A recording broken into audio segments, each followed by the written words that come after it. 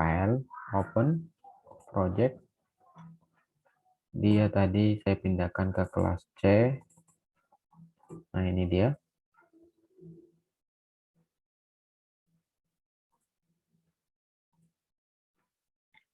Nah, di sini ada 3 form.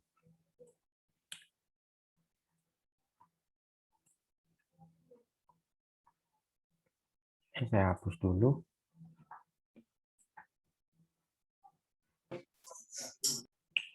Ini ada nilai angka, ada nilai bobot. Jadi begitu nilai angka kita masukkan, kita bisa lihat untuk nilai bobotnya berapa, nilai hurufnya berapa itu nanti di form 2. Nah, inilah dia modul tadi. Caranya bagaimana untuk membuatnya seperti ini aja. Saya copy dulu source code-nya ya. Ini kita hapus. Delete. Oke. Nah, saya mau buat sebuah modul. Inilah modul itu tadi. Add modul. Namanya bebas. Mau kalian buat apa aja terserah. Itu nggak akan masalah. Nanti secara otomatis itu akan dikenali oleh project kita. Nanti saya buat di sini saya buat default aja. Modulnya itu modul 1 add. Inilah dia. Bentuk awalnya hanya seperti ini. Lalu kita buatlah di sini subprogramnya. Subprogram dan bukan subprogram ya, subprosedur dan function prosedur. Jadi dia itu tadi ini. Inilah dia yang dinamakan sebagai sebuah subprosedur. Dan inilah yang dinamakan sebagai sebuah function prosedur. Ini saya hapus saja. Ini contoh yang ada dari materi itu tadi sih.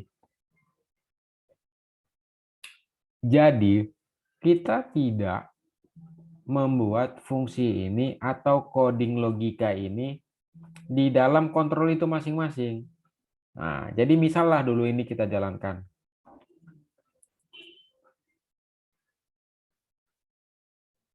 Kita mau jalankan dari form 1, iya emang udah form 1. Kita start. Yes, dia ada error katanya, kenapa ya?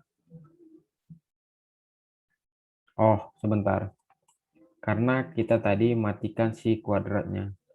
Saya nggak tahu si kuadrat itu tadi ada dipanggil di mana. Coba Ctrl Z. Kita biarkan dulu supaya nggak error ya. Dia masih ada error. Textbox 3 is not declared. Oke, sebentar. Tadi di form 1. Oh, berarti ini dia ya. Nah, ini si kuadratnya kita hapus. Jalankan. Nah, dia nggak akan error lagi. Perhatikan di sini. Begitu kita masukkan nilai, lalu kelihatan di sini nilai bobotnya berapa. Kalau kalian mau menghitung IP, kalian udah tahu ya cara menghitung nilai IP, udah tahu kan? Kalian udah terima KHS kan semester 1? Udah, Pak. Nah, cara menghitung IP harusnya udah tahu ya.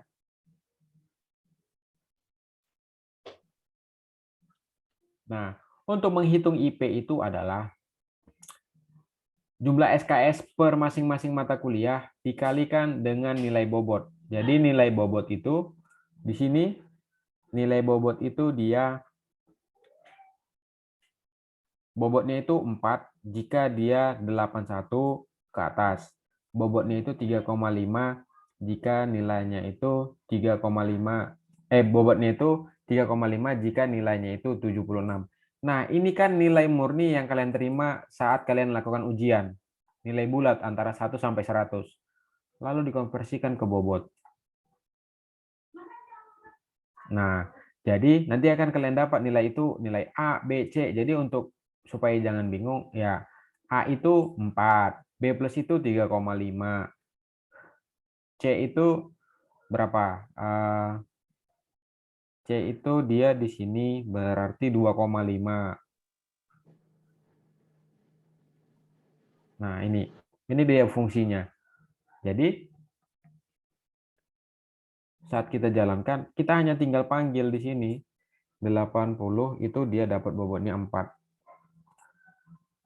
Padahal di form 1 ini tadi, perhatikan di sini, dia nggak ada melakukan apapun di sana.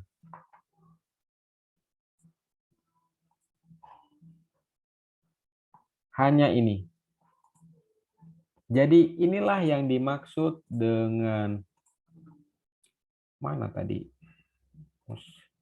Inilah yang dimaksud dengan parameter formal. Jadi by value, ini berdasarkan value, dan ini by ref, ini berdasarkan referensi, tipe datanya apa. Perhatikan di panduan kalian tadi itu, ada parameter di sana. Nah, inilah dia parameter formal. Parameter yang dideklarasikan saat prosedur itu dibuat atau dibentuk atau dideklarasikan. Inilah dia parameternya. Parameter formal. Nah, di sini inilah dia parameter aktualnya.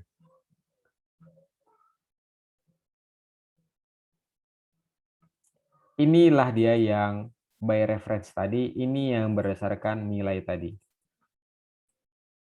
Kita nggak akan buat di sini jadinya kan, kita panggil yang ini. Harusnya sih bisa aja ini dibuat di sini tadi. Bisa aja sih. Hanya aja ini NA-nya diganti. NA-nya itu dari sini.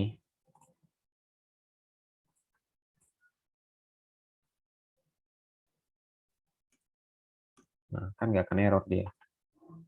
Jadi mengecek nilainya yang datang dari textbox 1 itu lebih besar dari 81 enggak. Kira-kira gitu. Ini untuk pemanggilannya tadi seperti ini. Ini bisa juga dengan kata kunci call. Bisa aja sih, nggak masalah. Seperti yang di panduan materi tadi.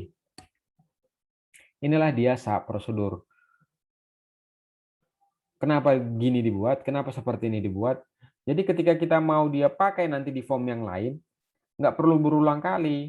Nggak perlu berulang kali kita ini. Nggak perlu berulang kali kita definisikan. Misal di form 1 ini tadi,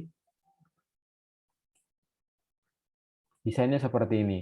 Di form 2, ini untuk menampilkan nilai hurufnya. Saya ubah dulu ke form 2. Start. Saya masukkan nilai 75. Nah, nilai hurufnya apa? B. Misalnya di sini dia 82, nilai hurufnya A. Itu kita panggil dari yang ini, konversi huruf.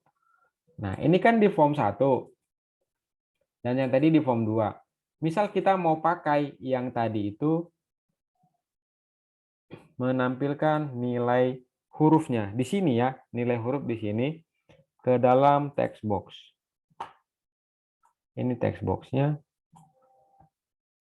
Label.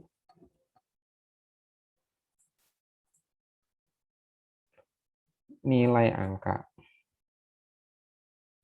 Bukan nilai angka, nilai huruf.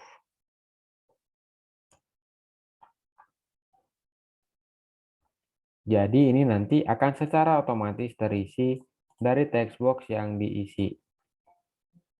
Harusnya itu di form 1 text box. Ini saya diketik lalu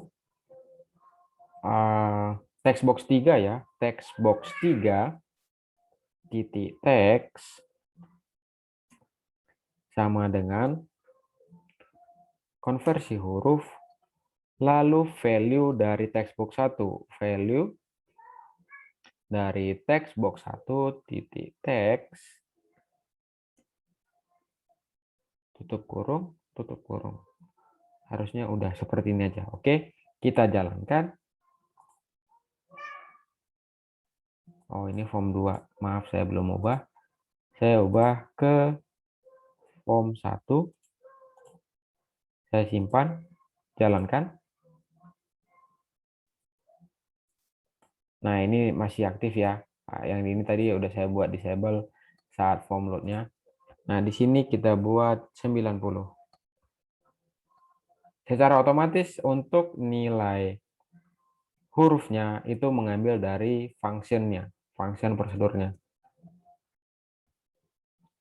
Misal 76 itu B, itu 50 itu E, itu 55 itu E, itu 56 itu D, itu 65 itu C, 67 itu C plus.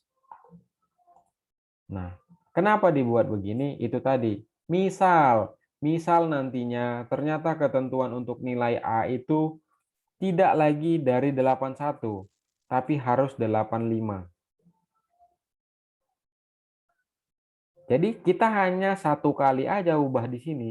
Tidak perlu mengubah di sini berulang kali gitu. Kalau yang pakai hanya si form 1 atau form 2. Kalau yang pakai misal ada 10 form, kan nggak iya kita merubah 10 formnya untuk coding pengkondisian nilai ini. Kan di sini kita hanya sekali aja. Jadi jika nilainya di sini 85 baru A. Nah, gitu. Dan di form 2 tadi itu juga begitu. Langsung aja satu kali kita ubah, dia bisa pakai ke semua.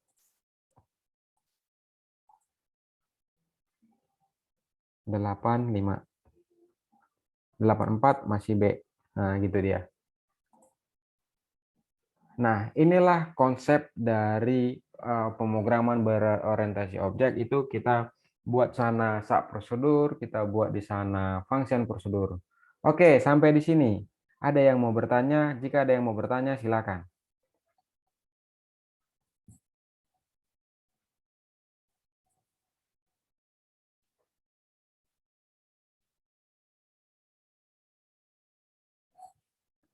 Halo semua. Ya, Pak. Jelasnya ini atau kalian jelas pusingnya udah karena udah capek?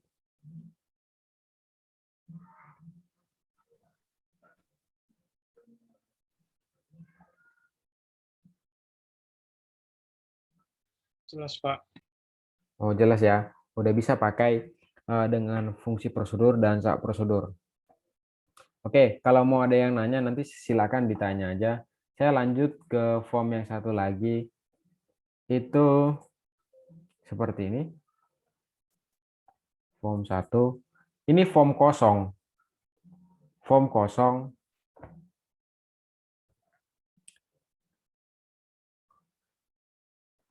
Ini form kosong. Nggak ada apa-apa. Tetapi ketika kita jalankan form 3,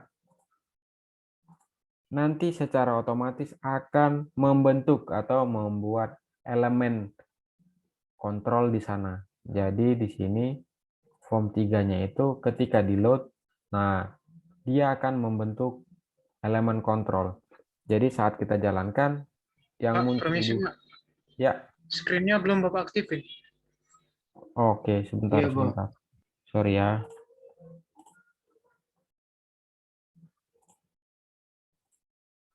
Nah, di sini seperti ini saya bilang tadi. Oke, ini modul saya tutup, form 2 saya tutup. Nah, ini form 3, dia kosong. Nggak ada apapun kita desain di sini. Kan umumnya kita buat program itu kita desain dulu di sini ya. Kita desain dulu di sini, lalu nanti kita tentukan kontrolnya untuk apapun. Nah, di sini kita nggak desain apapun, tetapi ketika form ini di load nanti, secara otomatis akan membentuk di sana ada label NPM, ada label program studi, ada combo box program studi, nah ada kurikulum, ada tombol. Saya jalankan ya. Nah, ini dia. Padahal, sebentar saya tutup, saya tunjukkan desainnya. Padahal di desainnya itu tidak ada apapun. Lihat ya, form 3-nya itu nggak ada apa-apa. Tetapi ketika itu di load, dia akan membentuk form.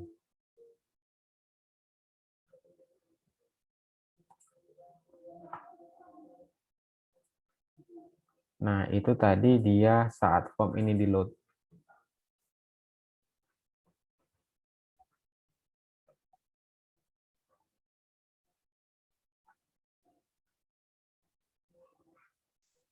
Jadi di sini cara generate itu gimana?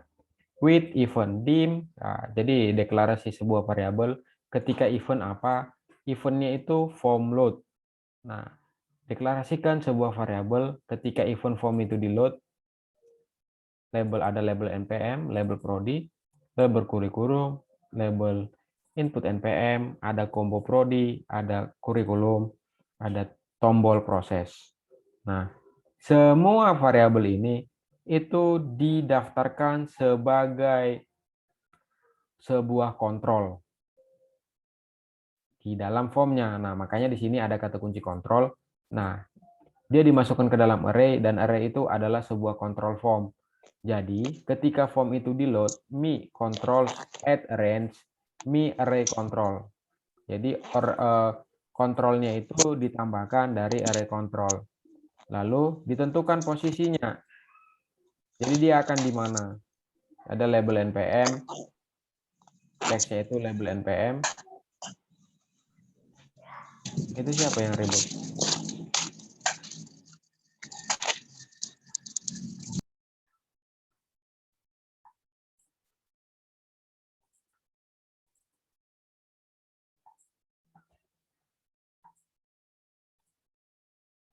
Oke, saya lanjut ya. Jadi begitu di load, dia akan membentuk kontrol ini. Nah, kalau combo box itu kalian mungkin bingung. Itu combo box itu ini, select yang ini. Cara buatnya itu bagaimana? Di sini ada di sini namanya combo. Ini dia combo box. Nah, ini dia combo box yang saya tambahkan tadi. Untuk nambahkan itemnya itu gimana? Kalau itu enggak secara otomatis, di sini ada item data, item. Nah, ini dia item. Tambahkan aja, misal di situ combo box untuk agama. Jadi Kristen. Siapa sih itu yang ribut itu? Wiwinson. Halo Wiwinson. Kamu baru bergabung tapi udah ribut kali.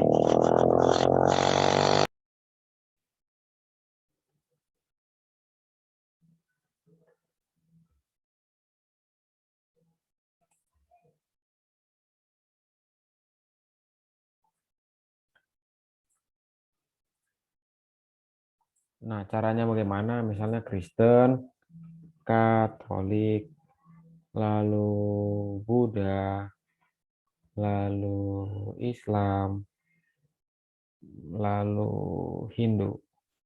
Ini misal aja. Ini kalau kita tambahkan secara manual. Nah, udah ada di sini. Kristen, Katolik, Hindu, Buddha. Ini jika menambahkan secara manual. Nah, di sini kita tambahkan itu secara otomatis saat form di load.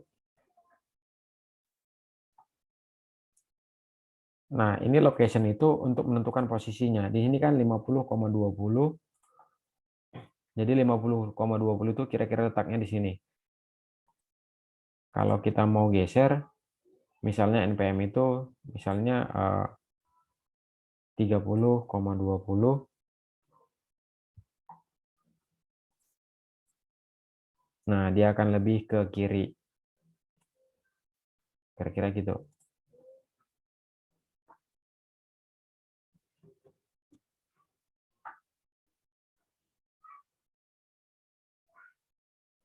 Oke, saya kira itu aja. Kalau ada yang mau bertanya, silakan. Kalau mau kira-kira kurang jelas, supaya bisa saya tambahin prakteknya. Kalau memang kalian rasa udah cukup, oke, kalian bisa praktekin untuk memasukkan nilai. Jadi, saya buat sebuah form di sini. Form 5 ya. Form 5.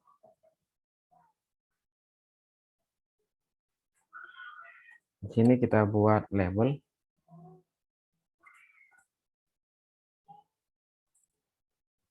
Name.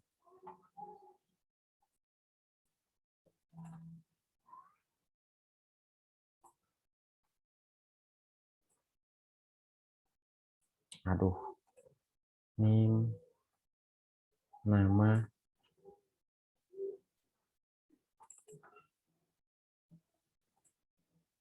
Aduh, kenapa sih ini mouse-nya? Sebentar ya.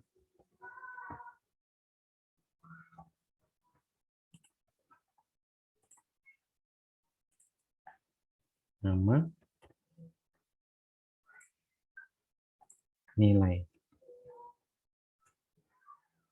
Lalu text box.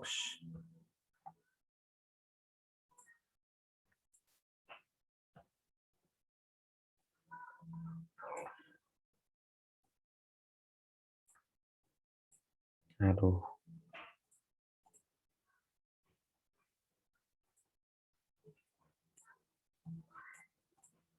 Lalu di sini ada Tom button.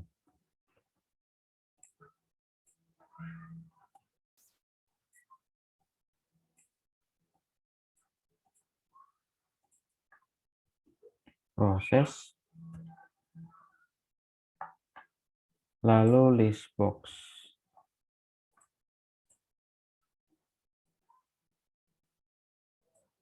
Nah, bagaimana ketika ini nanti saya rubah ke form 5, simpan.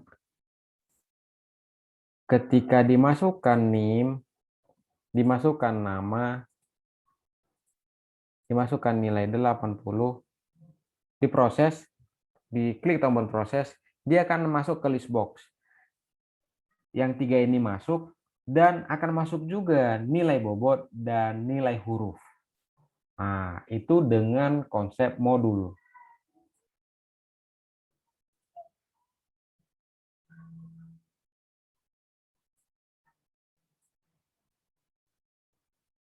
Oke, ini kalian desain form seperti ini, atau ini nanti source code-nya saya kasih. Bagaimana ketika button proses diklik, akan masuk ke dalam list box, dan muncul di sana nilai bobot dan nilai huruf.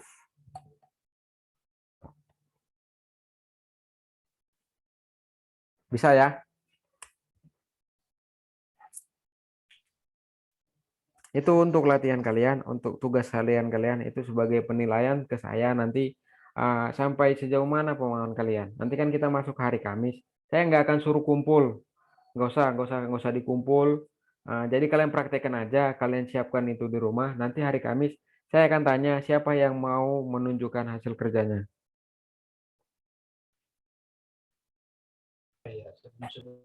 Pak, bertanya.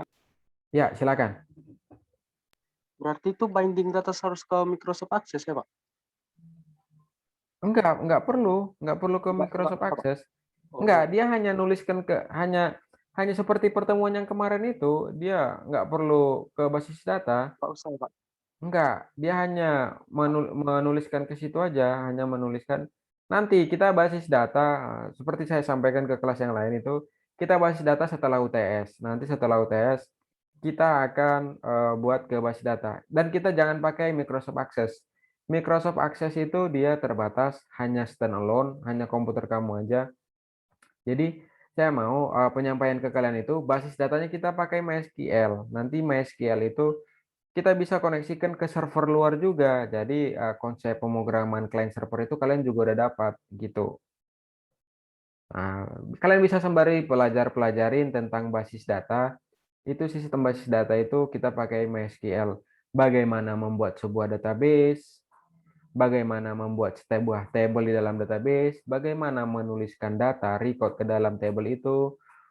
Jadi dasar-dasarnya membuat database, membuat tabelnya, lalu merancang struktur tabelnya, lalu menulis recordnya, memanipulasi recordnya, misalnya mengubah recordnya tadi, lalu menghapusnya. Kalau untuk basis datanya kita pakai MySQL, terserah kalian mau pakai XAMPP juga nggak masalah. Di sana paket bundle ada web server, ada MySQL server database, ada FileZilla server. Nah, kalian bisa sembari belajar juga untuk nanti pemrograman web. Tapi kalau untuk mau install yang satu aja SQL server, MySQL server juga nggak apa-apa. Nggak perlu kita sampai ke basis data dulu. Seperti pertemuan yang lalu aja, gimana mendeteksi bilangan ganjil sama bilangan genap. Jadi kalau bilangan ganjil kan dia dituliskan ke dalam list box yang ini. Kalau bilangan genap dituliskan ke dalam list box yang ini. Jadi di sini saya mau tahu kalian bisa pakai nggak konsep dari fungsi, konsep dari prosedur itu tadi untuk mengkonversikan nilai yang kalian input 80, 75 atau berapapun itu, lalu dapat bobotnya berapa dan nilai hurufnya berapa, itu yang dituliskan ke dalam list box tadi. Nggak usah ke database dulu.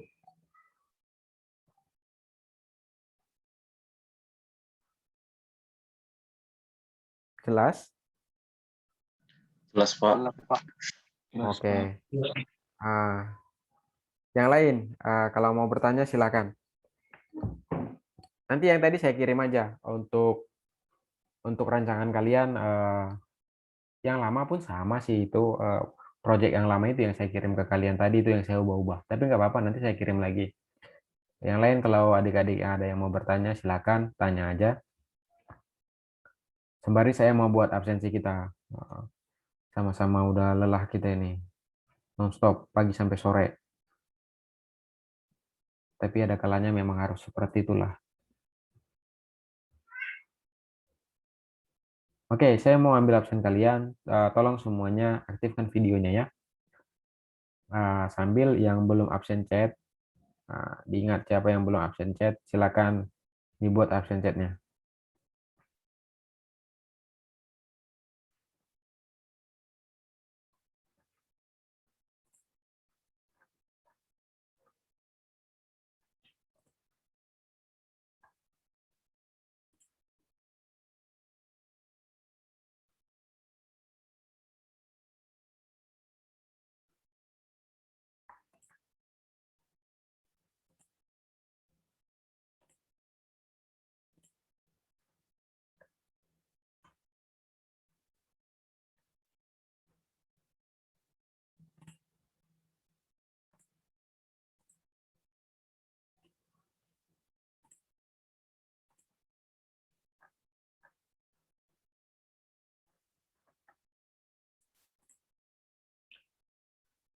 Oke. Semua udah absen chatting ya. Kita yang hadir 25, semua yang chat juga udah 25.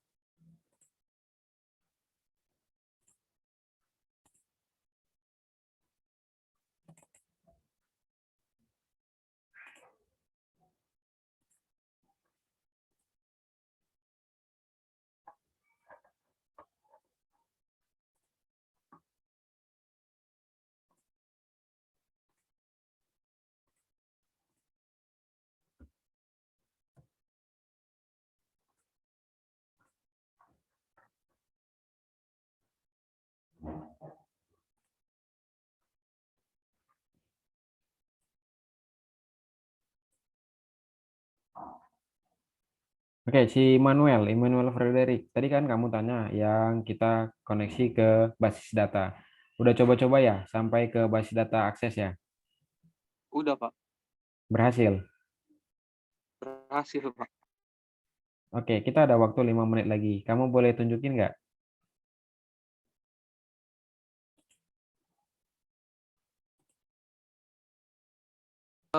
Tapi saya zoom-nya lewat HP, Pak. Oh gitu ya. Oke, Buka nggak kamera apa-apa. belakang aja, Pak. Nggak usah. Nanti di pertemuan berikutnya aja kalau kamu mau tunjukin. Maksud saya di sini supaya teman-teman yang lain, adik-adik yang lain itu juga termotivasi. Kenapa sih teman saya bisa, saya kok nggak bisa? Kira-kira gitu. Jadi untuk adik-adik yang udah bisa, si Manuel kan udah bisa tuh.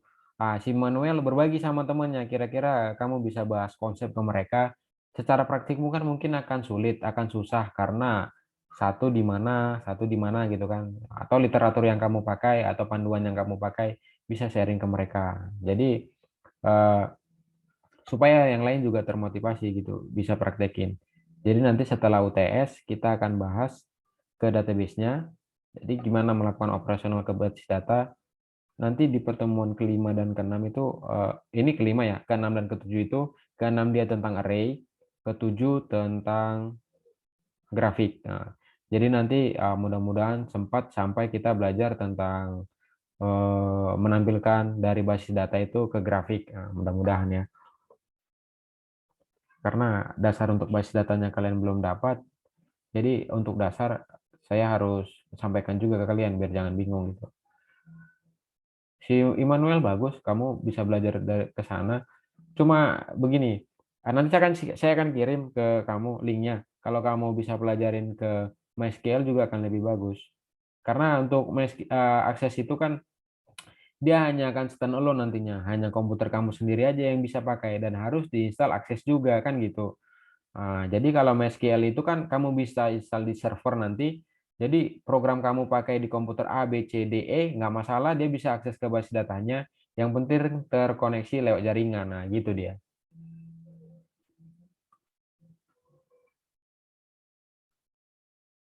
Si Ade Selviana Laya mulai pusing dia. Apa sih yang dibilang Bapak ini? Udah capek kali kurasa kalian ya. Iya Pak, 4 mata pelajaran Pak. Oke. Oke, si Swandi makasih ya udah pasang ya. Kemarin ketemu sama siapa? Sama kepala tata usahanya langsung? Iya Pak, Pak Sitorus Pak. Oke. Jadi Kamis Jumat kemarin kami keliling Simalungun, keliling Siantar untuk informasikan kampus. Jadi di hari Jumatnya saya ke kelas senior kalian itu sama sekali masih hancur kali pertemuan. Nah, saya pusing ini sekarang mengkondisikan sampai 7 pertemuan. Mereka masih 3 pertemuan. Oke ya, persiapkan diri kalian untuk UTS-nya. Kita masih jumpa nanti di hari Kamis.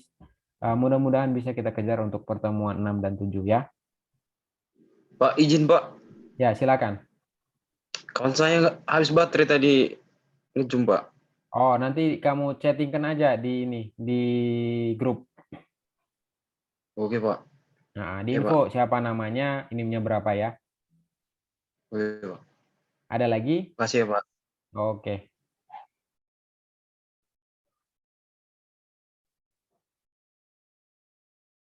Ada lagi?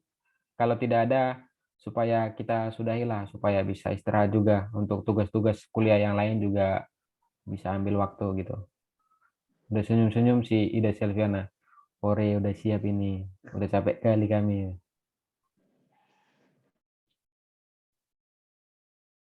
Oke ya, nanti latihan yang tadi, form yang saya sampaikan itu, nanti saya akan kirim di grup itu. Kalian terapkan gimana cara membuat tampilan itu ke dalam listbox dengan menerapkan si konsep sub prosedurnya ya. Ya, Pak. Oke Pak. Oke, oke ya kuliahnya kita sudahi, kita cukupkan sampai di sini. Terima kasih untuk kita semua. Selamat sore.